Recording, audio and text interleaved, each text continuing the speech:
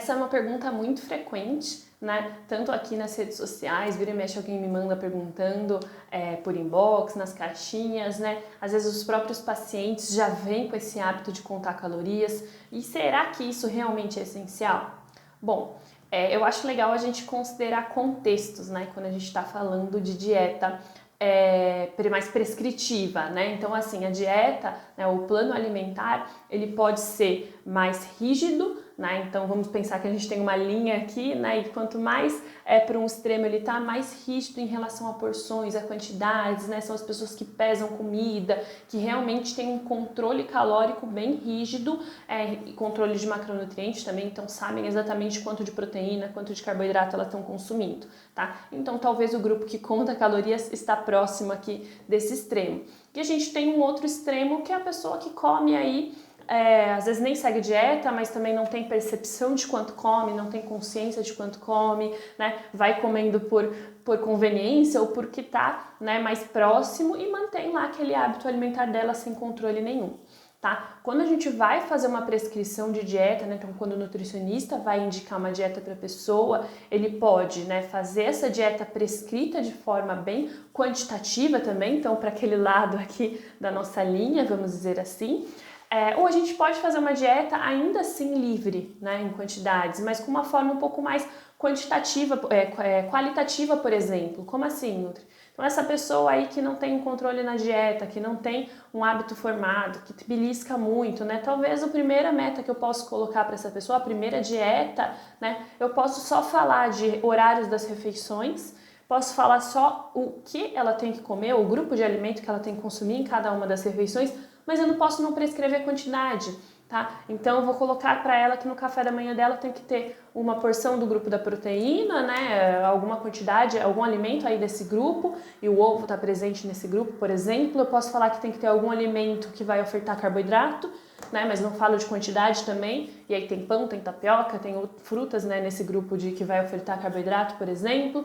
E eu falo para ela que ela tem que ter sempre um alimento também à base do grupo que vai oferecer vitaminas, minerais. Não falo que ela sempre tem que ter uma fruta nesse horário. E ela escolhe qual fruta, qual a quantidade, tá? E a gente faz isso em todas as refeições, né? Coloca grupos de alimentos, por exemplo, que ela tem que escolher qual alimento ela quer para compor aquela refeição, mas a gente não fala de quantidade. A dieta também pode ser baseada em metas, né? Ainda nesses níveis menos prescritivos, tá? Então minha meta é consumir 3 copos de água a mais do que eu estava consumindo antes, né? A minha meta vai ser inserir proteína tanto no almoço quanto no jantar, né? Então isso também é uma prescrição dietética, mas não são prescrições quantitativas.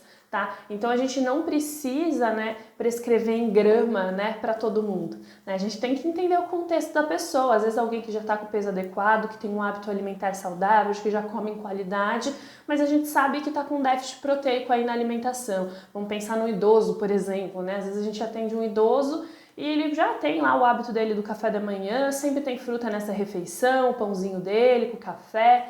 Vai para o almoço, sempre é uma comidinha caseira, né? Sempre tem vegetais, faz um lanchinho à tarde também de fruta, tem um jantar, mas é aquele jantar, por exemplo, é sempre sopa, uma coisa mais leve, não tem proteína nesse horário, também não tem proteína no café da manhã, o horário principal que ele come proteína é no almoço. Né? Bem comum esse cenário, tá? A gente sabe que para os idosos é muito importante o consumo proteico, tá? Então, para essa pessoa que já tem uma alimentação super adequada, em horário, em quantidade, às vezes a minha prescrição pode ser só incluir proteína no café da manhã e no jantar, né? E eu dar as opções do que é proteína, ensino ela a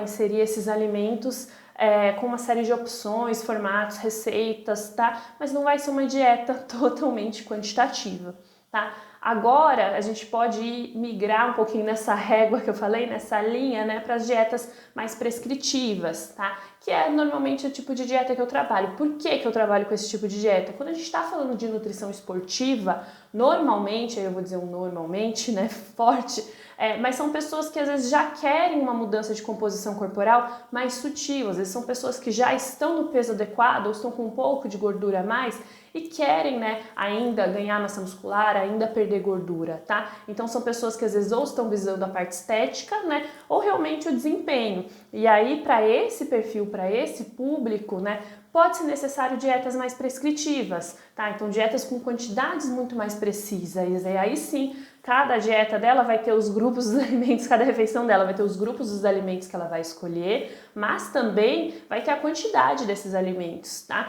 Então eu vou colocar ali para a pessoa que no almoço ela precisa consumir, né? No meu formato de refeição eu falo a porção do grupo de carboidrato, por exemplo, que ela tem que consumir, né? Mas eu sei que a porção do grupo de carboidrato da minha lista, né, de substituição tem 20 gramas de carboidrato, então você tem que consumir 2 porções desse grupo no almoço, tá? E aí vai estar escrito lá na lista dela de substituição que 2 porções do grupo do carboidrato em arroz vão dar 120 gramas, em batata doce vão dar 200 gramas, em macarrão 150, e uma série de alimentos que são desse grupo e que fornecem essas mesmas 40 gramas de carboidrato, por exemplo, que eu quero colocar nesse almoço da pessoa.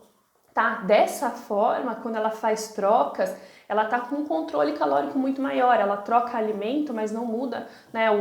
Não muda muito, de forma muito significante, o aporte calórico do dia dela, que eu calculei já, ela não muda, né? A quantidade de proteína, de carboidrato, tá? Que tá calculado. Então, assim, o paciente precisa contar calorias?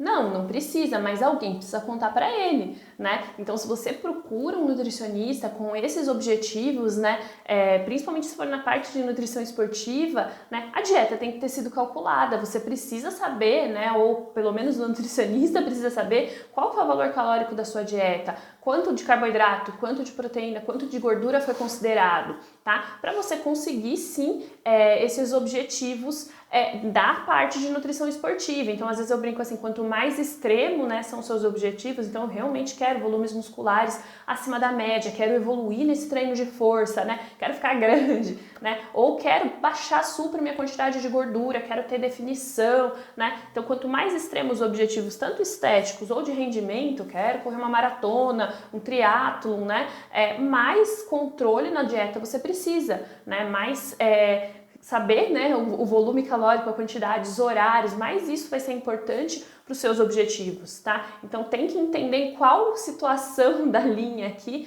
você está inserido, né? Se alguém que totalmente descontrole na alimentação, que nunca seguiu dieta, que não faz exercício, vai começar agora, né? E não tem um objetivo tão extremo, talvez você não precise de uma dieta também tão controlada, né? Quando eu digo controle não é um lado ruim do controle, mas é o quantificar realmente de forma mais precisa o quanto está comendo. Talvez a gente consiga ter esse resultado com algumas mudanças de hábito, né? Com metas, com qualitativo. Agora eu quero sim evoluir nessa dieta, quero migrar aí para a parte de estética, né? Quero ter um resultado mais significante de composição corporal. Quanto mais você vai migrando para esse lado da régua, vamos dizer assim, mais você vai estar precisando ter um controle da sua ingesta calórica. Às vezes a gente tem esse controle no dia a dia, né, de segunda a sexta, e larga a mão no final de semana. Pode ser que funcione também dependendo da parte de objetivo que você quer.